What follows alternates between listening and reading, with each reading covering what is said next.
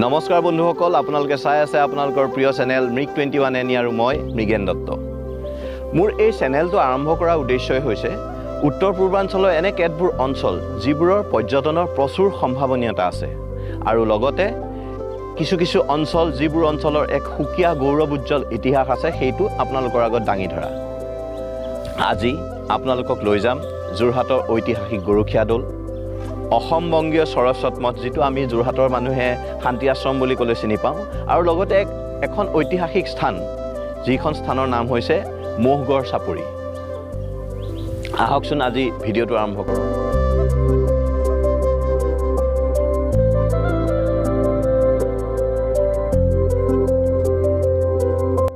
উত্তৰ যোৰহাটৰ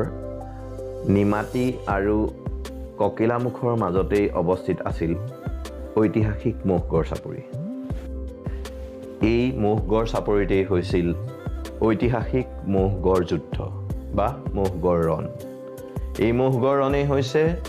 আহোম আৰু মান সেনাৰ মাজত হোৱা শেষৰখন যুদ্ধ, যিখন হৈছিল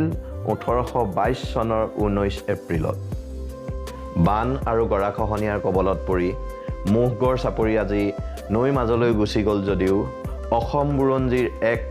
গুৰুত্বপূৰ্ণ অধ্যায় এই ম'হগৰ চাপৰিয়ে সাৱটি আছে। ইতিহাসো বৰ স্বাৰ্থপৰ। সাধাৰণতে আমি ৰজাঘৰীয়া ইতিহাসহে পঢ়িবলৈ বা দেখিবলৈ পাওঁ, কিন্তু যোৰহাটৰ মহিমামণ্ডিত গৰখীয়া দৌল কোনো ৰজাৰ দ্বাৰা প্ৰতিষ্ঠিত নহয়, ই হৈছে ৰাইজৰ দ্বাৰা প্ৰতিষ্ঠিত। সেয়েহে ইতিহাসৰ পাতত হয়তো গৰখীয়া দৌল আজি উপেক্ষিত হ'লেও ৰাইজৰ বুকুত, ৰাইজৰ আস্থাত গৰখীয়া দৌল সদায় বিদ্যমান। এয়া যে দেখিছে ফুলি আছে, শৰতৰ আগমনৰ লগে লগে ফুলি থকা সেয়া হৈছে কহুৱা, আৰু এয়া যে দেখিছে এইডাল হৈছে বিৰিণা। ইয়াৰ এই বনডালৰ সৰু সৰু কাঁইটৰ নিচিনা থাকে, আৰু এই বিৰিণাৰ লগত গৰখীয়া দৌলৰ এটা সুকীয়া কাহিনী আছে যিটো আমি আপোনালোকক এই ভিডিঅ'তে জনাম।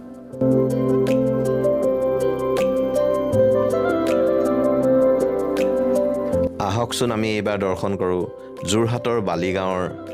গৰখীয়া দৌল শিৱ মন্দিৰ।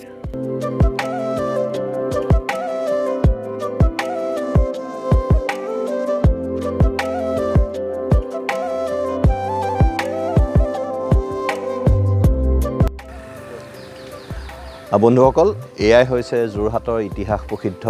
গৰখীয়া দৌল শিৱ মন্দিৰ। আহকচোন আমি এগছ চাকি জ্বলাই তাৰপিছত আমি মন্দিৰ দৰ্শন কৰোঁ। এই গৰখীয়া দৌলৰ ইতিবৃত্ত আৰু তাৰ লগত জড়িত সেই বিশেষ কাহিনীটোৰ বিষয়ে আমি কথা পাতিছিলোঁ যোৰহাটৰ জগন্নাথ বৰুৱা মহাবিদ্যালয়ৰ ৰাজনীতি বিজ্ঞান বিভাগৰ অধ্যাপক তথা যোৰহাটৰ বিশিষ্ট শিক্ষাবিদ শ্ৰদ্ধাৰ শুভাশিষ শৰ্মা ডাঙৰীয়াৰ সৈতে। গৰখীয়া দৌল যোৰহাটৰে নহয়, অসমৰ এক চিনাকি নাম। বৰ্তমান যোৰহাট জিলাৰ সৰুচৰাই মৌজাৰ অন্তৰ্গত বৃহত্তৰ বালিগাঁও অঞ্চলৰ এই গৰখীয়া দৌল, আৰু এই ঠাইখনৰ নামো গৰখীয়া দৌল, দৌলটোৰ নাম অনুসৰি বৰ্তমান গৰখীয়া দৌল বুলি জনা যায়। এই গৰখীয়া দৌল আমাৰ গভীৰ আস্থা, অচলা ভক্তিৰ প্ৰতীক। গৰখীয়া দৌলটোৰ বিষয়ে ইতিহাসৰ পাতত, অৰ্থাৎ তথাকথিত ইতিহাসৰ মূল খুঁটিত ইয়াৰ উল্লেখ নাই, যদিও প্ৰাচ্য বিদ্যানৱ মহেশ্বৰ নেওগৰ দ্বাৰা সম্পাদিত পবিত্ৰ অসম নামৰ গ্ৰন্থখনিত ইতিবৃত্ত সন্নিৱিষ্ট হৈছে। আমি সৰুৰে পৰা শুনি অহা কথাখিনি এনেধৰণৰ। এসময়ত গৰখীয়া দৌলৰ সেই অঞ্চলতে টাই নদী নামৰ এখন নদী বৈ গৈছিল, আৰু নদীখন এতিয়া অৱশ্যে তাৰ অস্তিত্ব নাই,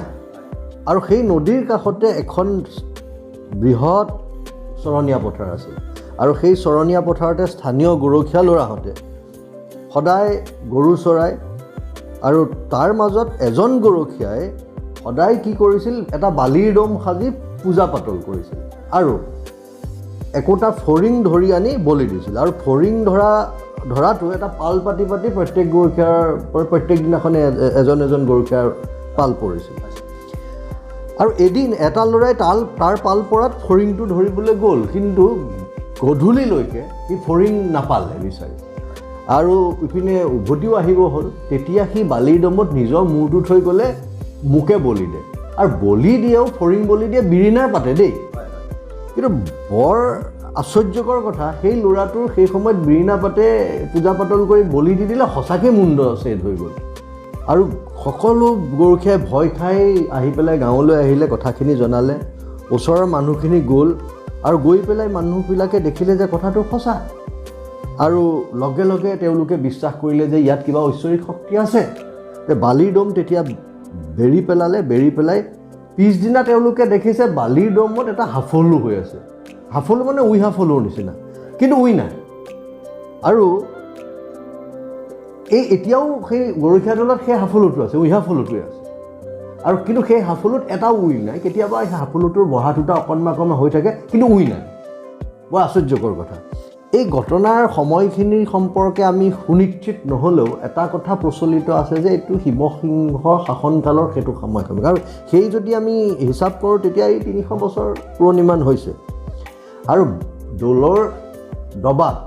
আমি আগৰ পঢ়ি থকা কালতো আমি দেখোঁ তেতিয়া দবাত কোব পৰে স্থানীয় ল'ৰা গৰখীয়া ল'ৰা আজিকালি অৱশ্যে গৰখীয়া অলপ পাবলৈ কম সকলোৱে পঢ়া শুনা কৰিল কিন্তু তেতিয়া গোটেইখিনি আহি দৌল ভৰ্তি হৈ যায় আৰু এতিয়াও আহে প্ৰসাদ ল'বলৈ আহে আৰু তেওঁলোকে প্ৰসাদ লোৱাৰ পাছতহে বাকীসকলে প্ৰসাদ লয় আমি কিবা এটা মনত ভাবিলেই কিবা এটা অসুবিধাত পৰিলেই মনলৈ দৌলটিৰ কথা আহে আৰু চিধাই মানে শৰাই এভাগি বা চাকি বন্তি এভাগি এনেকুৱা মনলৈ আহিয়ে যায় সেইটো আমি আমাৰ মানে মজ্জাগত হৈ গৈছে আৰু আমাৰ বিপদৰ পৰা আমাৰ তেখেতে ৰক্ষা হ'ব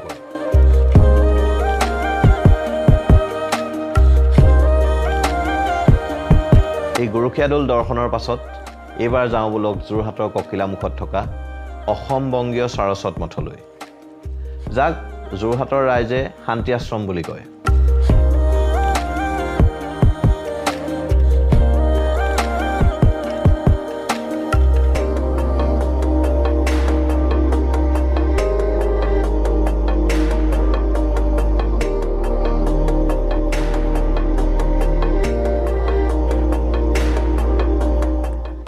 এই শান্তি আশ্ৰম বা অসম বংগীয় সাৰস্বত মঠ প্ৰতিষ্ঠা কৰে 1912 খ্ৰীষ্টাব্দত স্বামী নিগমানন্দ সৰস্বতীয়ে তন্ত্ৰ যোগ জ্ঞান আৰু প্ৰেম সাধনা এই চাৰিটা বাণীক মুখ্য কৰি হিন্দু দৰ্শন ভক্তৰ মাজত প্ৰচাৰৰ উদ্দেশ্যে সেই 1912 চনত প্ৰতিষ্ঠা হোৱা এই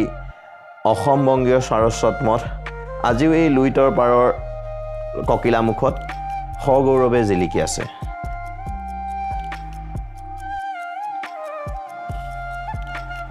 আপোনালোকো এদিন আহক এই ককিলামুখৰ অসম বংগীয় সাৰস্বত মঠ বা শান্তি আশ্ৰম দৰ্শনৰ লগতে তাৰ কাষৰ ব্ৰহ্মপুত্ৰ আৰু ইয়াৰ দাঁতিকাষৰীয়া অঞ্চলৰ নৈসৰ্গিক দৃশ্য উপভোগ কৰক কিন্তু এটা কথা উল্লেখ কৰিবই লাগিব এই অসম বংগীয় সাৰস্বত মঠে